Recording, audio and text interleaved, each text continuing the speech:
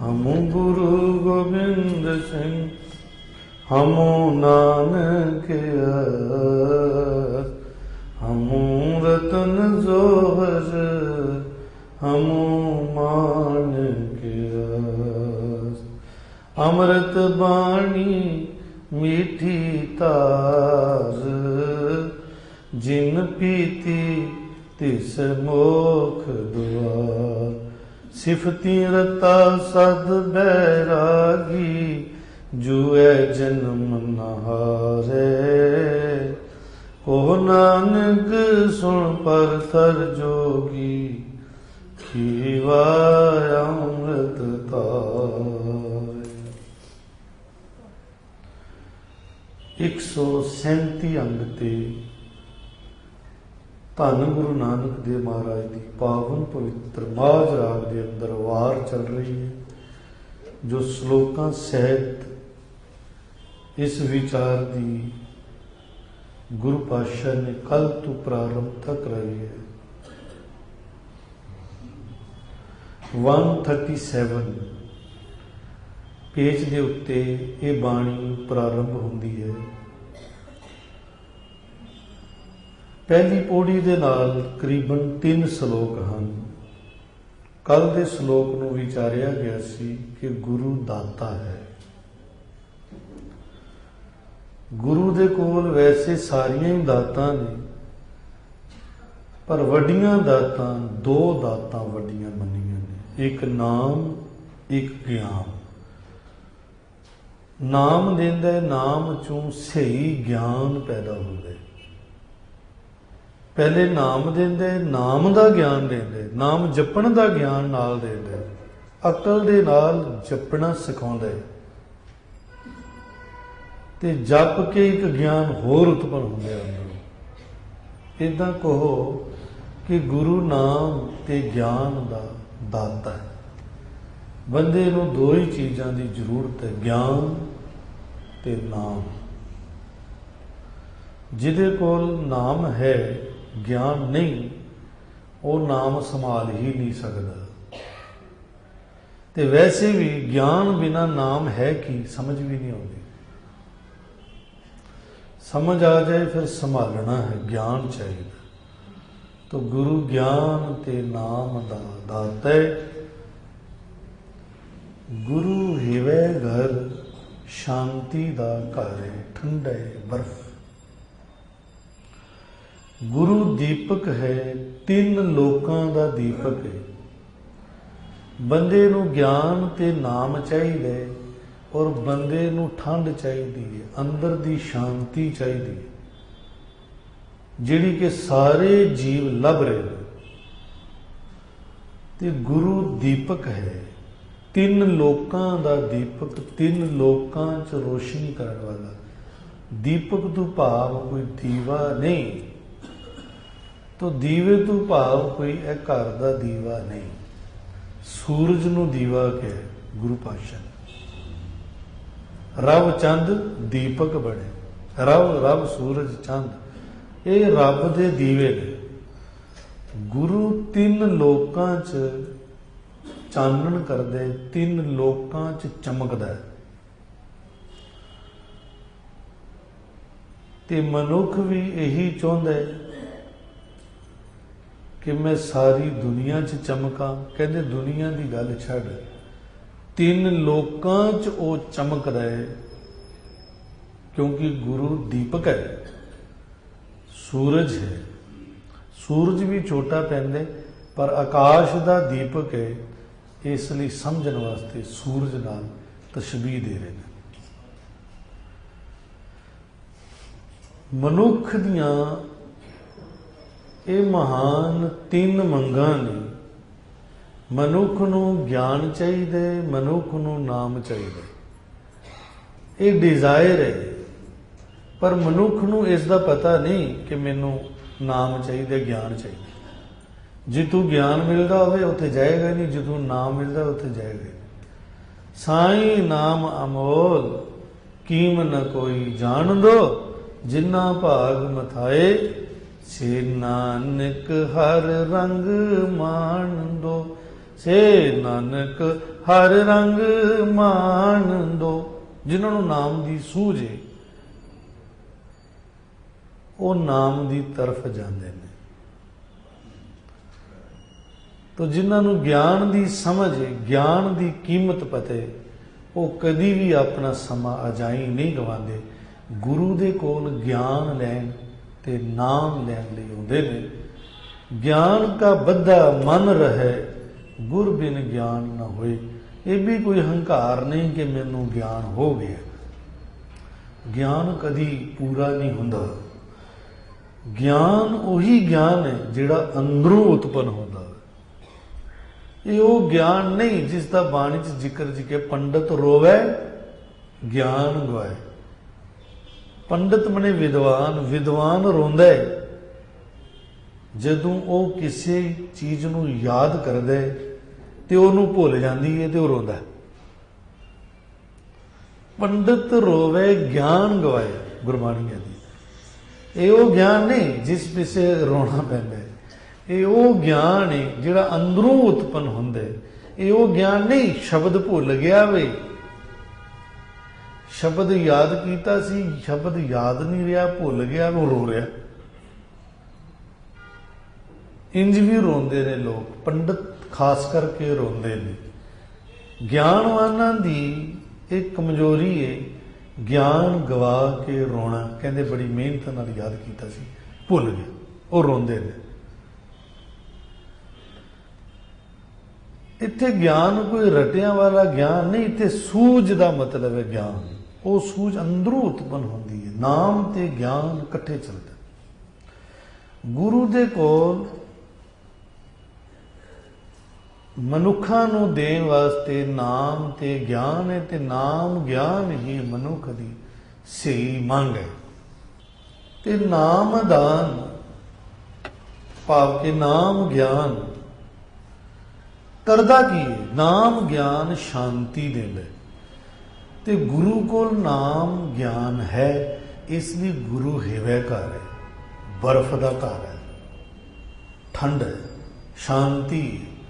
तो मनुख ਨੂੰ ਇਹ ਸ਼ਾਂਤੀ ਚਾਹੀਦੀ ਹੈ। ਮਨੁੱਖ ਗਲਤ ਜਗ੍ਹਾ ਲੱਭ ਰਿਹਾ ਸ਼ਾਂਤੀ। ਗੁਰੂ ਦੇ ਦਿੱਤੇ ਹੋਏ ਗਿਆਨ ਤੇ ਨਾਮ ਚ ਉਤਪੰਨ ਹੋਣੀ ਮਹਾਨ ਸ਼ਾਂਤੀ। ਤੀਸਰਾ ਵੀ ਇਹ ਚਾਹੁੰਦਾ ਮੈਂ ਸਭ ਜਗ੍ਹਾ ਚਮਕਾਂ।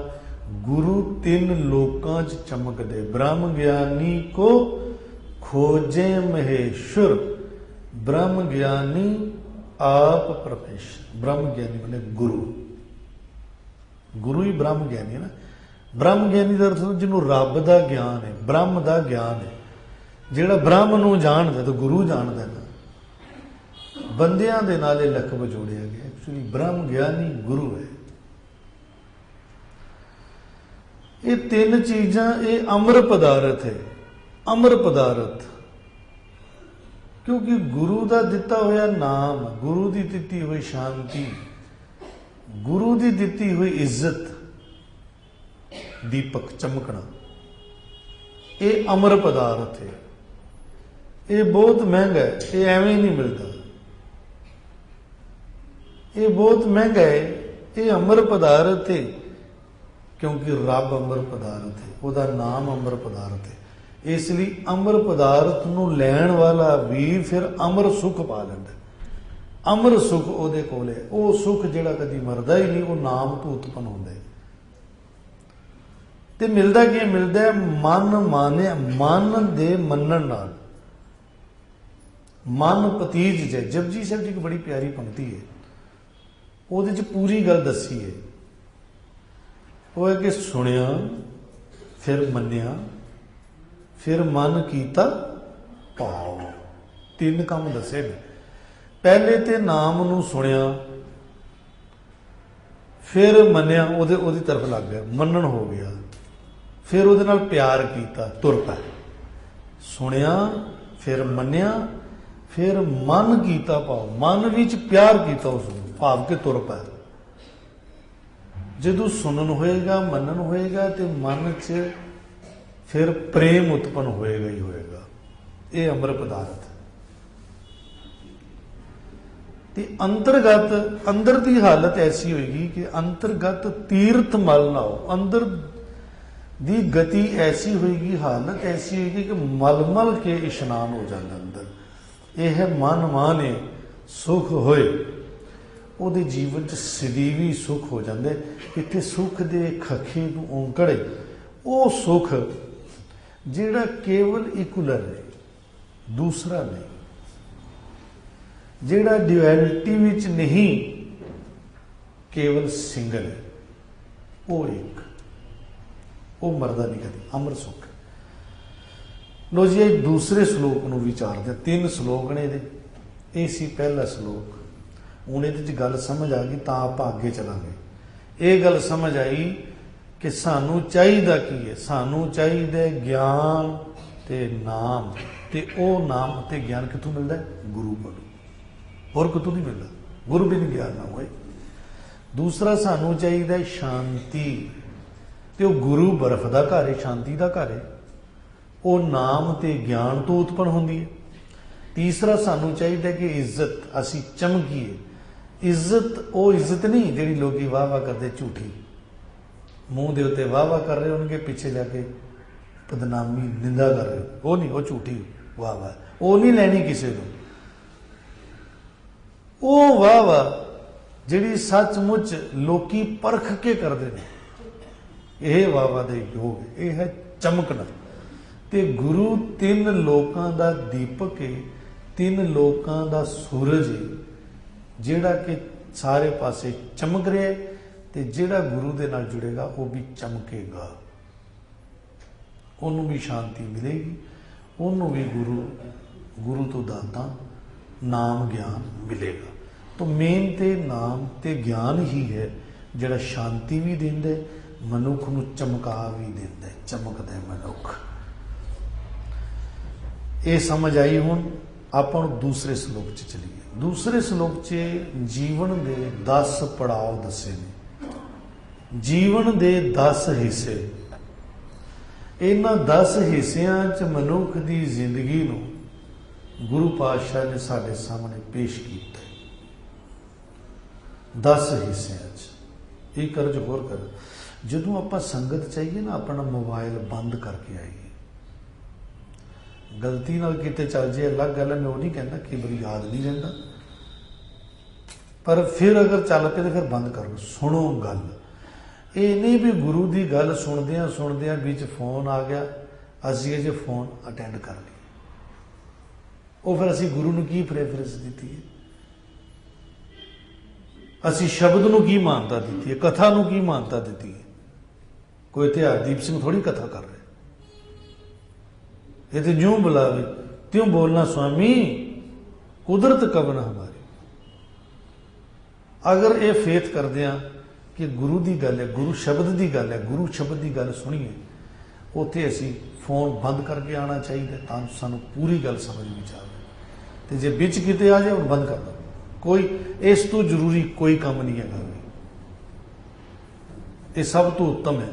ਅਗਰ ਅਸੀਂ ਐਸੀ ਪ੍ਰੈਫਰੈਂਸ ਗੁਰੂ ਸ਼ਬਦ ਨੂੰ ਦਿੰਦੇ ਆ ਤੇ ਗੁਰੂ ਪਾਤਸ਼ਾਹ ਵੀ ਫਿਰ ਜਾਣਦੇ ਨੇ ਵੀ ਇਹ ਕਦਰਵਾਨ ਬੰਦਾ ਹੈ, ਇਹਨੂੰ ਵਾਕਈ ਇਹਨਾਂ ਬਖਸ਼ਿਸ਼ਾਂ ਦੀ ਲੋੜ ਹੈ, ਤੇ ਹੁੰਦੀਆਂ ਵੀ ਉਹਦੇ ਕੋਲ ਹੀ।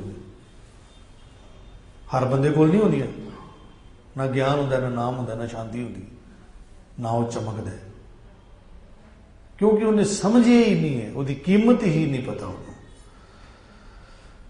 ਅਗਲੇ ਸ਼ਲੋਕ 'ਚ ਇਹ ਦੱਸਿਆ ਕਿ ਮਨੁੱਖ, ਇਹ ਬੜੀ ਗੱਲ ਨੋਟ ਕਰਨਾ ਜੀ, ਅਗਰ ਕਰ ਲਈ ਤੇ ਸਾਡੇ ਬੇੜੇ ਪਾਰ ਹੋ ਜਾਣਗੇ।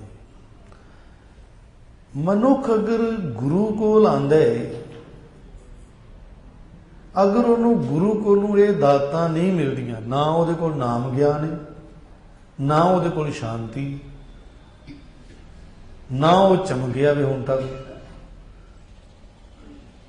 ਤੇ ਉਹਦੀ ਕੀ ਕਮਜ਼ੋਰੀ ਹੈ ਵੀ ਉਹ ਕਿਉਂ ਨਹੀਂ ਚਮਕਿਆ, ਕਿਉਂ ਨਹੀਂ ਹੈਗਾ ਉਹਦੇ ਕੋਲ ਨਾਮ ਗਿਆਨ? ਕੋਈ 10 ਸਾਲ ਤੋਂ ਆ ਰਿਹਾ, ਕੋਈ 50 ਸਾਲ ਤੋਂ ਆ ਰਿਹਾ, ਕੋਈ 80 ਸਾਲ ਤੋਂ ਆ ਰਿਹਾ, ਮਾਫ ਕਰ ਦੇਣਾ, ਆ ਰਿਹਾ ਗੁਰੂ ਕੋਲ ਆ ਰਿਹਾ, ਪਰ ਨਾ ਉਹਦੇ ਕੋਲ ਨਾਮ ਹੈ, ਨਾ ਉਹਦੇ ਕੋਲ ਗਿਆਨ ਹੈ, ਨਾ ਉਹਦੇ ਕੋਲ ਸ਼ਾਂਤੀ ਅੰਦਰ ਦੀ। ਅੱਗ ਭਗੋਲਾ ਹੋ ਜਾਂਦਾ ਹੈ, पेशेंस भी नहीं है। अगर गुरु कोल ਇਹ ਬਖਸ਼ਿਸ਼ਾਂ ਹੈਗੀਆਂ ਨੇ ਤੇ ਜਿਹੜਾ ਗੁਰੂ ਕੋਲ ਜਾਂਦੇ ਉਹਦੇ ਕੋਲ ਹੋਣੀਆਂ ਚਾਹੀਦੀਆਂ ਨੇ, ਪੱਕੀ ਗੱਲ। ਅਗਰ ਗੁਰੂ ਦਾ ਸਿੱਖ ਬਣ ਕੇ ਗੁਰੂ ਗ੍ਰੰਥ ਸਾਹਿਬ ਜੀ ਦੀ ਬਾਣੀ ਪੜ੍ਹ ਕੇ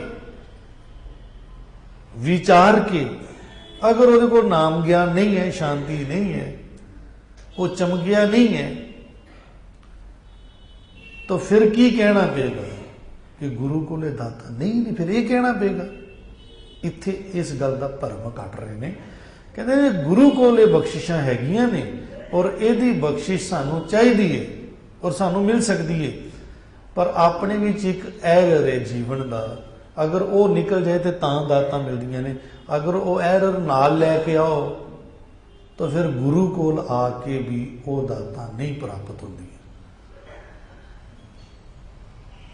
वही गल है जिहड़ा किया बाणी च, भावें 100 गेड़ा आवो जाओ, भावें 100 गेड़ा गुरु कोल आओ ते जाओ,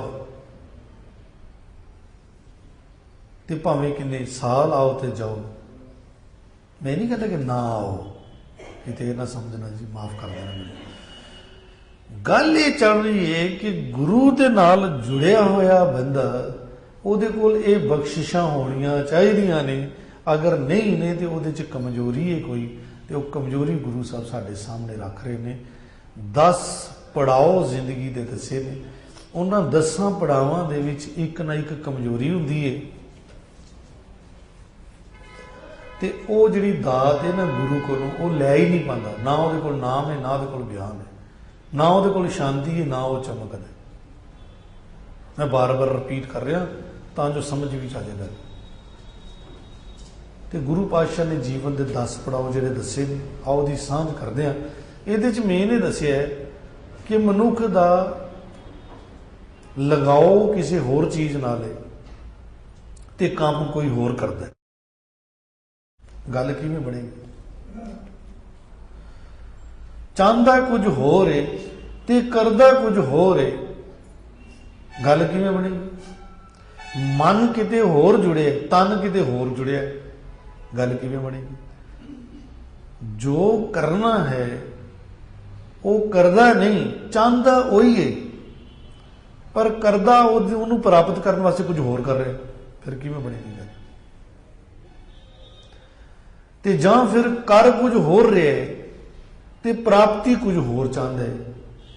तो इस पूरे शब्द विच ये दस्सिया है कि मनुख नूं अपना लगाओ पहचानना चाहिए। ते लगाओ 10 प्रकार के दसे, 10 पड़ावां च। पहला पड़ाव की है? महला पहला, पहले प्यार लगा थान दुध। सब तो पहले जिहड़ा लगाओ हुंदा है माता दे गर्भ तो बाद। माता दे गर्भ च जो होंदा है वो तो बयान करने की जरूरत नहीं है, क्योंकि वो एक बहुत ही वधिया जीवन होता है। तो गुरबाणी कहती है, मुख थल्लै पैर उपरे वसंदो कोथड़े थाए। कोथड़े थाए बड़ी औखी थान ते है, पुट्ठा लटकिया होया है, सिर इहदा थल्ले है, लत्तां इहदियां उत्तियां उपर ने, पुट्ठा लटकिया होया है, ते बड़े औखे थान ते रह रहे। ते उत्थे श्वास श्वास उहदी याद च बैठा है, श्वास श्वास परमेश्वर नूं याद कर रहे हैं। परमेश्वर ने अपना नाम उन्होंने बख्शिया हुआ है। मात गर्भ में आपन सिमरन दे तै तुम राखण हारे। इसलिए माता दे गर्भ की गल नहीं की, वो तो जीवन है ही वधिया सी, वो तो लंघ गया। जदों उसका जन्म होंदा है उस तो बाद काम खराब होंदा है। वो की होंदा है, सब तो पहला लगाओ जिहड़ा होंदा है वो मां दे थणा विचों निकलिया होया दुध, उस दुध की बड़ी पकड़ होंदी है। छोटे बच्चे नूं कुछ नहीं पता सिवाए दुध तो, आंदिया ही पहला लगाओ जिहड़ा दुध च होंदा है। जद कि माता दे गर्भ विच सी ते उहनूं दुध की कोई खबर नहीं सी। उत्थे दुध उहनूं मिलदा सी, खुराक उहनूं मिलदी सी होर तरीके दे नाल जिहड़ी मिलदी सी, पर उसका लगाओ नहीं सी। लगाओ सारा उसदा नाम दे विच सी। जो मां की खुराक सी उहदी खुराक सी, जो मां खांदी है मां दे राही उसनूं मिलदा है सब कुछ, ते उहनूं उसदी कोई सूझ नहीं है। उहनूं मिल रहा है पर वो नाम दे विच मस्त है। माता के उदर में प्रतिपाल करे, सो क्यों मनु विसारिए। मनु क्यों विसारिए ए वरदाता, जे अगन में आहर पहुंचावे। श्वास श्वास अपने मालक की याद विच रहन वाला ये जीव, जिन्हों कोई भी किसी पासे लगाव नहीं है, पर जन्म होंदे ही ਇਹਦਾ लगाव हो जाता है दुध नाल। तुसी छोटे बच्चे दे बुल्लां उत्ते हथ लाओ, ओदियां बुलियां उत्ते ना उंगल लगाओ, वो सोचते है कि दुध है, ਉਹਨੂੰ भी चट्टन लग पैंदा है। कोई चीज़ ਉਹਦੇ ਮੂੰਹ 'ਚ ਪਾਓ ਉਹਨੂੰ ਚੱਟਣ ਲੱਗ ਪੈਂਦਾ, ਉਹ ਸੋਚਦਾ ਦੁੱਧ ਹੈ। ਪਹਿਲਾ लगाओ ਇਹਦਾ ਦੁੱਧ 'ਚ। ਇਸ ਵਾਸਤੇ ਉਹ ਉਮਰ ਵੀ ਬਚਪਨ ਦੀ ਜਨਮ ਦੀ ਹੀ ਖਤਮ ਹੋ ਜਾਂਦੀ। ਅਸੀਂ ਕਹਾਂਗੇ ਜਨਮ ਤੋਂ ਵੀ ਕੁਝ ਹੋ ਸਕਦਾ ਹੈ, ਬਿਲਕੁਲ ਹੋ ਸਕਦਾ ਹੈ, क्यों नहीं हो सकता। जन्म तो पहले जिहड़ा गर्भ है उत्थों गल शुरू होती है जीवन की।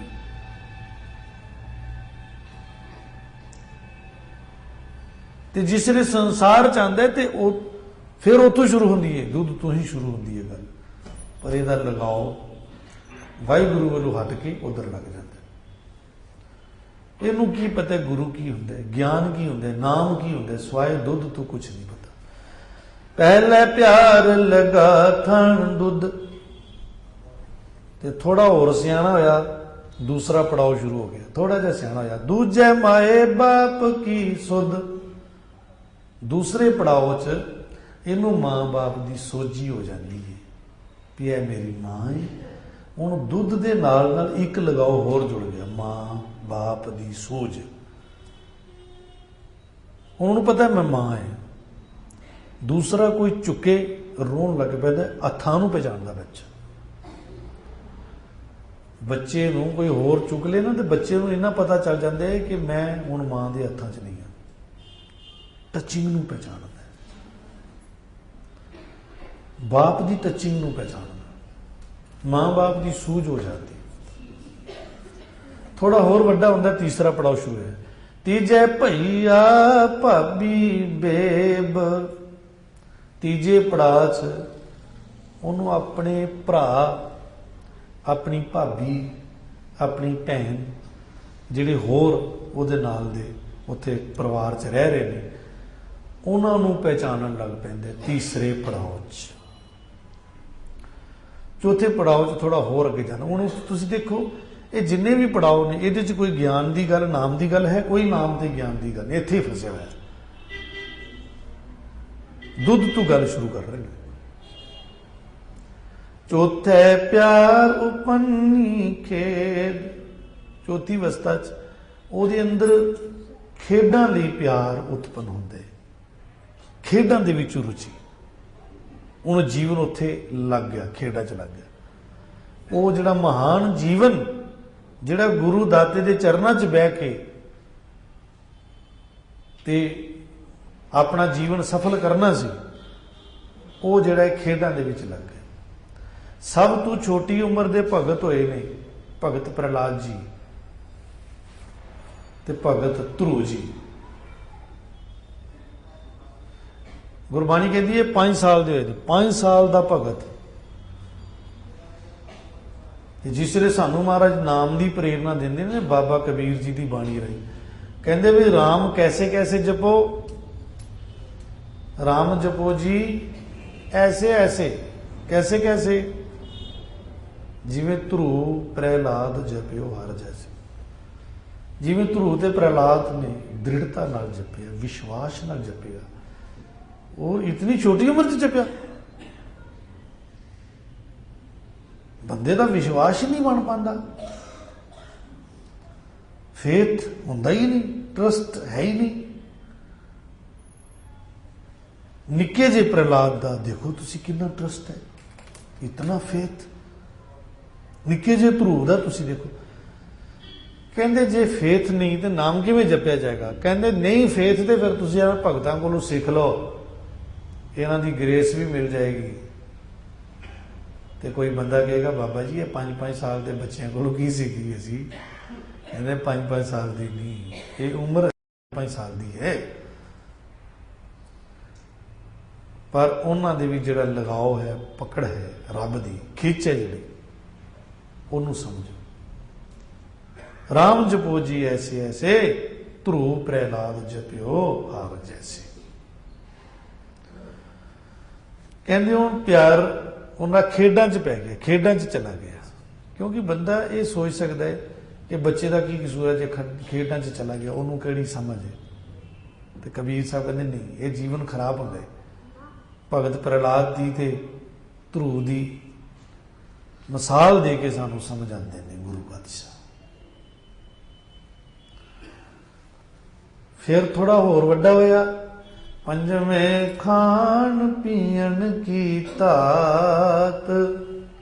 हुण उहदा लगाव जिहड़ा है नालों नाल होर जुड़ता गया। पंजवीं अवस्था च जाके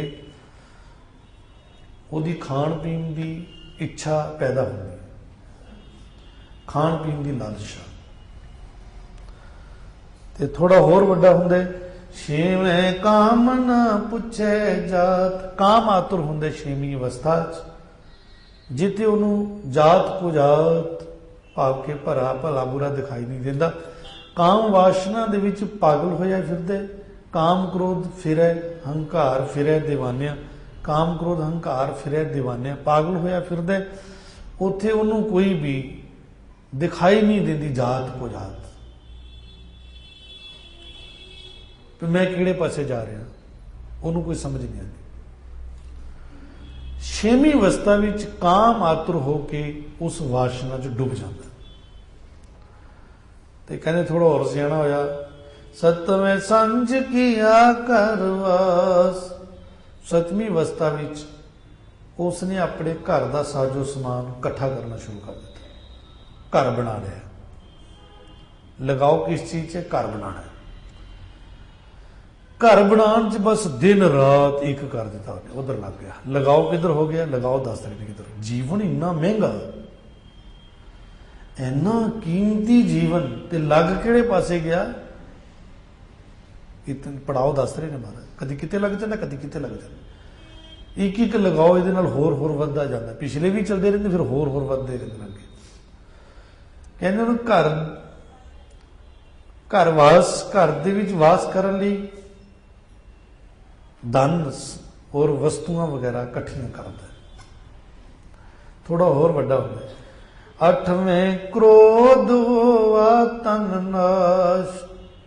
अठवीं अवस्था भी जाके जदों ये सारा कुछ वो पांदा है, फिर वो अंदर क्रोध उत्पन्न होता है, बड़ा क्रोधी हो जाता है। क्रोधी इस वास्ते हो जाता है, वो काम दे विच कोई रुकावट खड़ी करे, उन्हें वासना भोगनी है, अगर कोई रुकावट खड़ी करे तो क्रोध उत्पन्न होता है।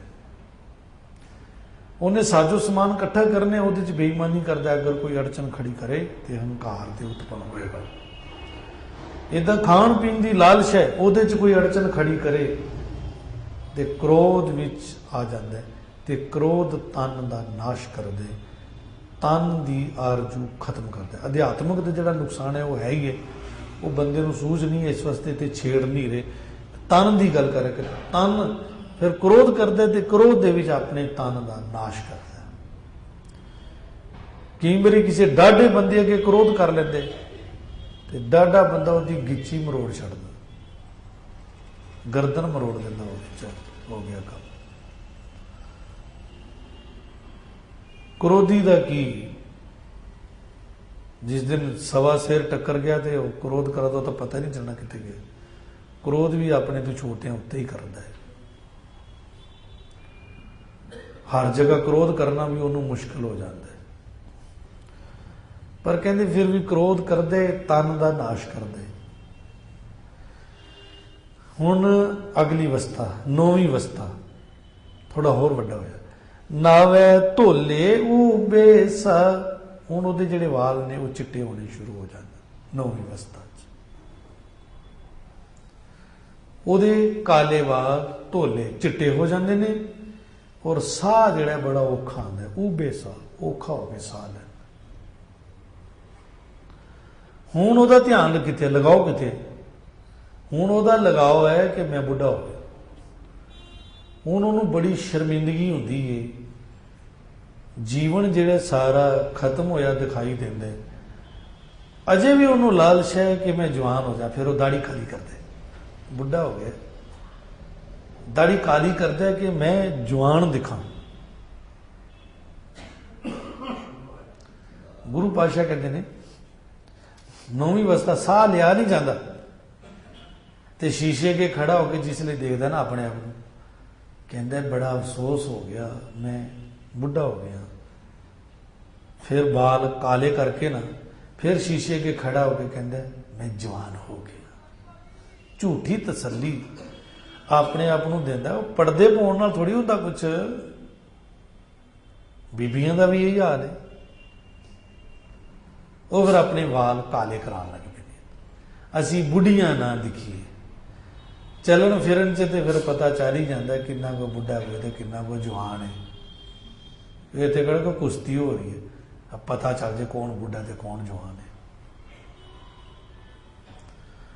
तो मनुख को ज्यादातर पहचान केसां तो होंगी है, उन्होंने फिर काले करन लग पैंदे। नावें धोले बेसा, 9वीं अवस्था साह औखा हो जाता उन्होंने लेना, ते धोले वाल जिहड़े ने धोले हो जाते हैं, चिट्टे हो जाते हैं। तो हुण उहदा ध्यान जिहड़ा है उन्होंने वो जवानी याद आती है, वो बीतिया होया कल चेते होता।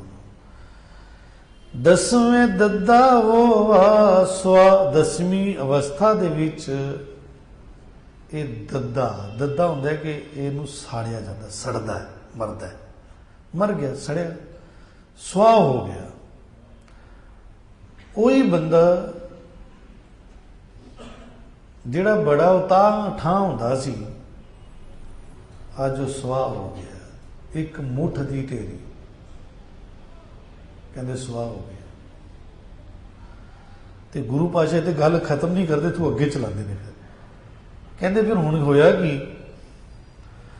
गए संगीत पुकारी ता, कहते वो संगीत संगी साथी, वो संगी जिहड़े हन, वो रिश्तेदार वगैरह साथी मित्र, वो सारे ढाइयां मारदे, धां मारदे ਉਹਦੇ ਨਾਲ ਜਾਂਦੇ ਨੇ ਸ਼ਮਸ਼ਾਨ ਘਾਟ ਤੱਕ। ਗੇ ਸੰਗੀਤ ਪੁਕਾਰੀ ਤਾ, ਉਹਨੂੰ ਸੁਆਹ ਕਰਨ ਵਾਸਤੇ ਜਾ ਰਹੇ ਨੇ, ਚਲੋ ਜੀ। ਪਰ ਕਹਿੰਦੇ ਉੱਡਿਆ ਹੰਸ ਦਸਾਏਰਾ, ਕਹਿੰਦੇ ਜਿਹੜਾ ਅੰਦਰ ਹੰਸ ਸੀ, ਜੋਤ ਜਿਹਨੂੰ ਪਹਿਚਾਨਣਾ ਸੀ, ਉਹ ਹੁਣ ਵਿੱਚੋਂ ਉੱਡ ਗਈ ਹੈ। ਉਹ ਹੁਣ ਉੱਡ ਕੇ जोत ने ही जोत नूं पहचानना सी, अपनी पहचान ना हो सकी। इस काया च वो पहचान होनी सी, वो हो ना सकी, क्योंकि वो गुरु तो मिलना सी सारा कुछ, वो मिलिया नहीं। कहते होया कि वो हुण दसाए राह पिया पुछदा, जीव चला गया अगे, राह पिया पुछदा, भटकदा पिया। भटकदा कौन है? जिन्हों राह ना मिले। राह कितों मिलना? राह तो जींदियां जी मिलता, जिन्हों मिलता। जिन्हों जींदियां जी राह ना मिले, मर के खा कर राह मिलता, कोई राह नहीं मिलता किसी ने, माफ कर देता। बेनी कह सुनोरे भगतो, मरण मुक्त कि न पाई।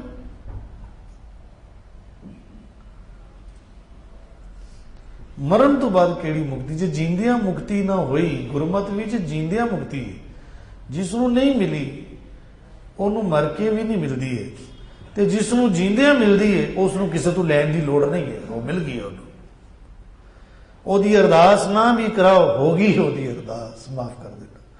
ਉਹਦੇ ਪਿੱਛੇ ਖੰਡ ਪਾਠ ਨਾ ਰਖਾਓ, ਬੇਸ਼ੱਕ ਉਹਨੂੰ ਨਹੀਂ ਲੋੜ ਹੈ, ਉਹਨੇ ਰਖਾ ਲਿਆ ਬੜਾ। ਤੇ ਜਿਹੜਾ ਜੀਂਦਿਆਂ ਜੀ ਮੁਕਤ ਨਾ ਹੋਇਆ, ਉਹਦੇ ਪਿੱਛੇ ਫਿਰ ਜੋ ਮਰਜ਼ੀ ਕਰਦਾ। ਸਾਹਿਬ ਸੱਚੇ ਪਾਤਸ਼ਾਹ ਤੇ ਗੱਲ ਕਲੀਅਰ ਕਰ ਰਹੇ ਨੇ। ਉੱਡਿਆ ਹੰਸ ਦਸਾਏਰਾ, ਹੰਸ ਉੱਡ ਗਿਆ, ਉਡਾਰੀ ਮਾਰ ਗਿਆ, ਉਹਨੂੰ ਰਾਹ ਪਿਆ ਪੁੱਛਦਾ, ਭਟਕ ਰਿਹਾ। ਅੱਗੇ ਕੀ ਹੋਇਆ? ਕਹਿੰਦੇ ਇਹ ਤੇ ਉਸ ਜੀਵ ਨਾਲ ਹੋਇਆ, ਇੱਥੇ ਤੇ ਲੋਕਾਂ ਨਾਲ ਕੀ ਹੋਇਆ? ਆਇਆ ਗਿਆ ਮੋਇਆ ਨਾਉ, ਆਇਆ ਸੀ ਤੇ ਚਲਾ ਗਿਆ, ਆਇਆ ਤੇ ਗਿਆ ਆਪਣੀ ਉਮਰ ਭੋਗ ਕੇ, ਤੇ ਮਰਨ ਪਿੱਛੋਂ ਉਹਦਾ ਥੋੜਾ ਚਿਰ ਨਾਮ ਰਹਿੰਦਾ ਹੈ, ਲੋਕ ਉਸ ਦਾ ਨਾਮ ਲੈਂਦੇ।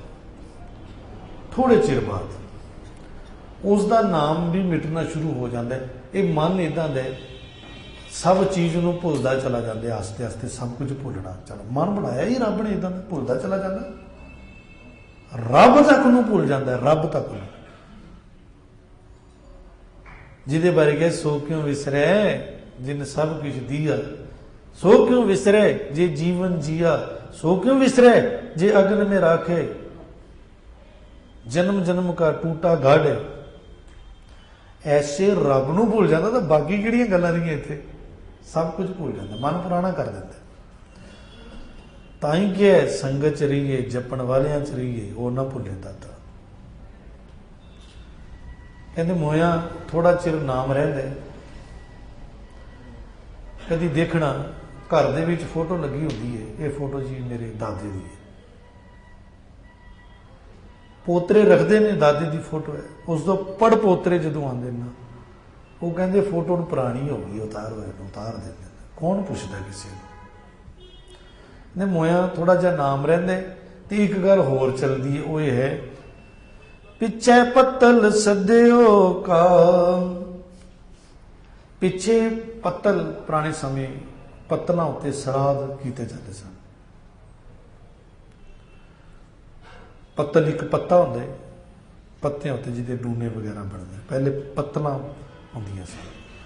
कहंदे पत्तल दे उत्ते वो श्राद्ध कीता जांदे ते वो श्राद्ध कावां कुत्तियां नूं भी पाया जाता है, गोगियां नूं भी पाया जाता, पक्षियों नूं भी दिओ जी, एक किहदा श्राद्ध है जी, फलाने का श्राद्ध है, ये जी बजुर्गों का श्राद्ध है।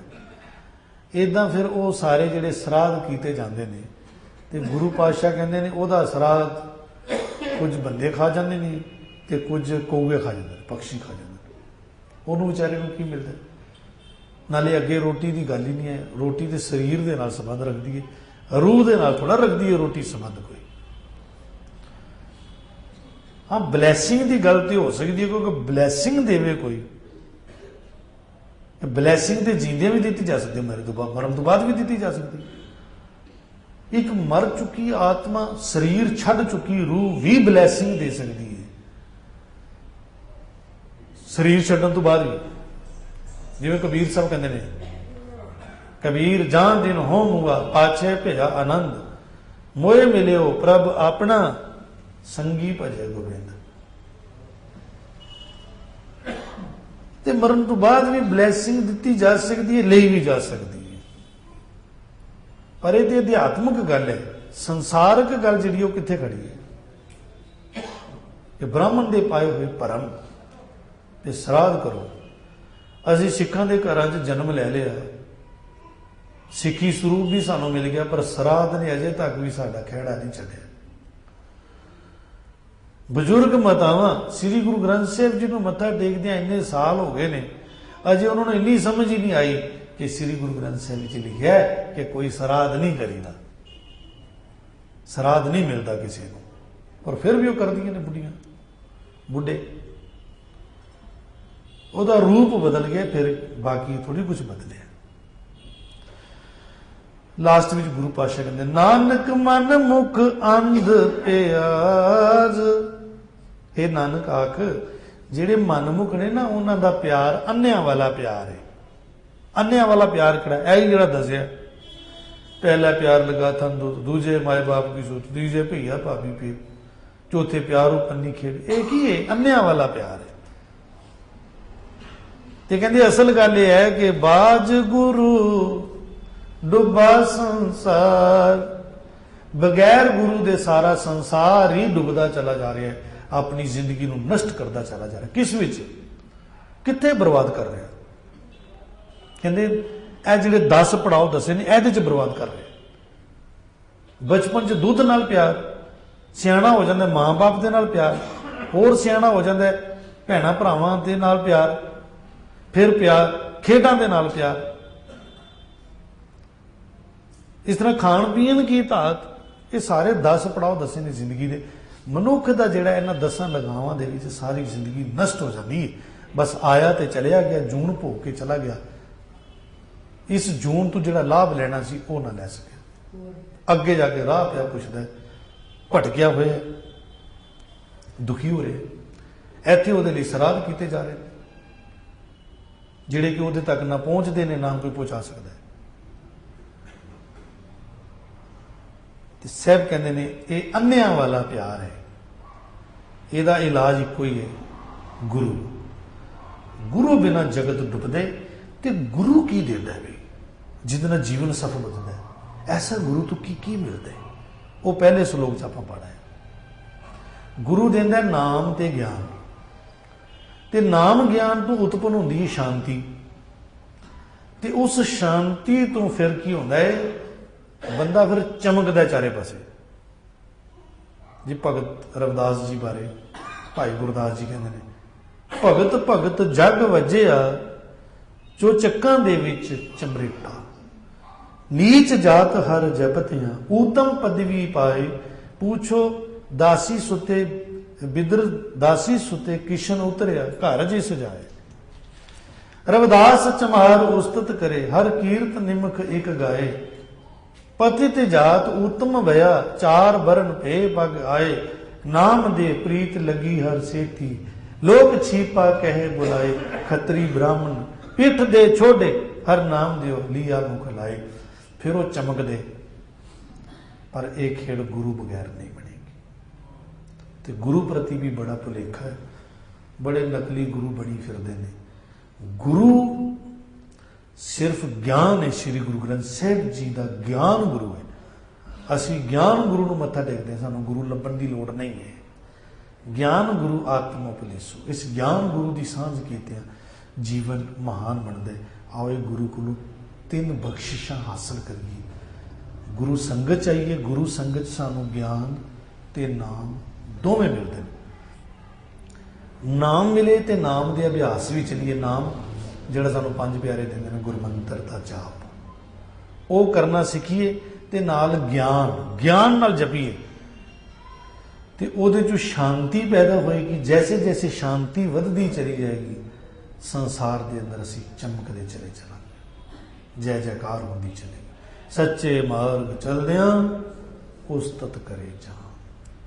ਤੀਸਰੇ ਸ਼ਲੋਕ ਨੂੰ ਗੁਰੂ ਪਾਤਸ਼ਾਹ ਕੱਲ ਬਖਸ਼ਿਸ਼ ਵਿੱਚ ਦੇਣਗੇ। ਅੱਜ ਦੀ ਵਿਚਾਰ ਇੱਥੇ ਸਮਾਪਤ। ਆਓ ਇਸ ਸ਼ਲੋਕ ਨੂੰ ਇੱਕ ਵਾਰ ਪੜ੍ਹ ਲਈਏ।